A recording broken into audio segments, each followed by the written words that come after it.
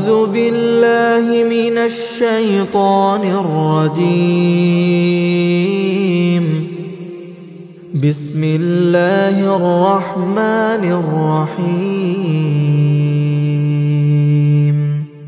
إنما جعل السبت على الذين اختلفوا فيه وإن ربك ليحكم بينهم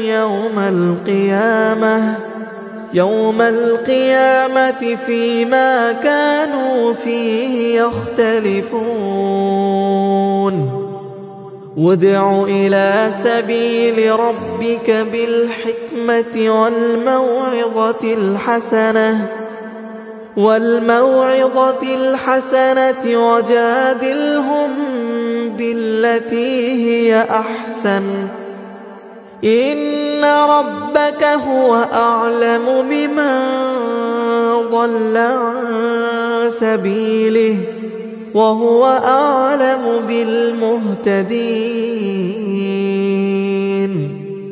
وإن عاقبتم فعاقبوا بمثل ما عوقبتم به ولئن صبرتم لهو خير للصابرين.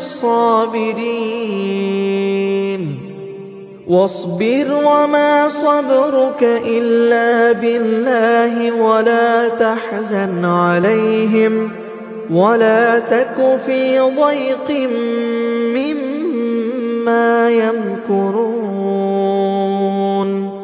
إن الله مع الذين اتقوا والذين هم محسنون.